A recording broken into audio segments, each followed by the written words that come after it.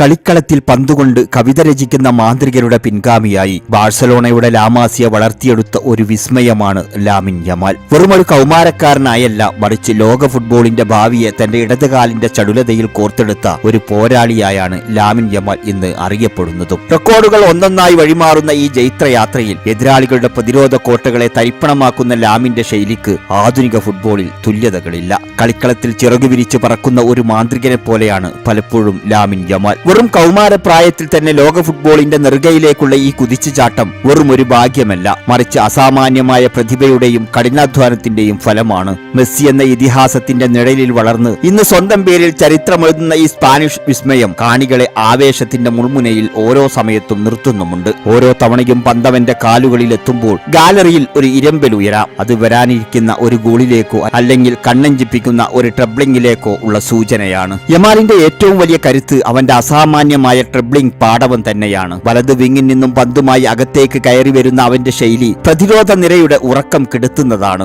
പന്തിന്മേലുള്ള അചഞ്ചലമായ നിയന്ത്രണം അവനെ പ്രായത്തിൽ കവിഞ്ഞ പക്വതയുള്ളവനായി മാറ്റുന്നുമുണ്ട്. കളിയുടെ ഗതി കൃത്യമായി മനസ്സിലാക്കാനും നിർണായകമായ പാസുകൾ നൽകുന്നതിനുമുള്ള അവന്റെ കഴിവിനെ ജീനിയസ് എന്ന് മാത്രമേ വിശേഷിപ്പിക്കാനാവൂ. യൂറോ കപ്പിൽ അവൻ തീർത്ത വിസ്മയങ്ങൾ ഇതിനെല്ലാം അടിവരയിടുന്നതാണ്. എന്നാൽ ഈ അഗ്നിപർവ്വതത്തിന് ചില പരിമിതികൾ നേരിടാനുണ്ട്. പ്രധാനമായും അവന്റെ ശാരീരിക ക്ഷമതയും പ്രായവുമാണ്. കടുത്ത ശാരീരിക പോരാട്ടങ്ങൾ നടക്കുന്ന യൂറോപ്യൻ ലീഗുകളിൽ ഒരു കൗമാരക്കാരന്റെ ശരീരം എത്രത്തോളം ആഘാതങ്ങൾ താങ്ങുമെന്നത് വലിയ ചോദ്യചിഹ്നമാണ്. പരിക്കുകളുടെ ഭീഷണി എപ്പോഴും ഈ കുഞ്ഞു നക്ഷത്രത്തിന് ചുറ്റുമുണ്ട്. കളിക്കളത്തിലെ അനുഭവ സമ്പത്തിന്റെ കുറവ് ചില സമ്മർദ്ദ ഘട്ടങ്ങളിൽ പ്രകടമാവുന്നുമുണ്ട്. പക്വതയോടെയുള്ള ഫിനിഷിംഗിലും പ്രതിരോധപരമായ ചുമതലകളിലും അവൻ ഇനിയും മെച്ചപ്പെടാനുണ്ട് എന്നത് സത്യവുമാണ്. മനോഭാവത്തിന്റെ കാര്യത്തിൽ യമാൽ ഒരു യഥാർത്ഥ പോരാളിയാണ്. തോൽവി സമ്മതിക്കാൻ മടിക്കുന്ന ആ അഗ്രസീവ് ശൈലി അവനെ മറ്റുള്ളവരിൽ നിന്നും വ്യത്യസ്തരാക്കുന്നുണ്ട്. എതിരാളികൾ എത്ര കരുത്തരാണെങ്കിലും അവരെ വെല്ലുവിളിക്കാനുള്ള ആർജവം അവന്റെ കണ്ണുകളിൽ എപ്പോഴും കാണാം. ലാമാസിയയുടെ ശിക്ഷണത്തിൽ വളർന്നു വന്ന യമാൽ ബാഴ്സലോണയുടെയും സ്പെയിനിന്റെയും ഭാവി പ്രതീക്ഷകളുടെ വലിയൊരു ഭാരമാണ് സ്വന്തം ചുമലിലേറ്റുന്നത്. ആ ആത്മവിശ്വാസം തന്നെയാണ് ഗ്രൗണ്ടിൽ അവനെ ഒരു വേട്ടക്കാരനാക്കുന്നതും.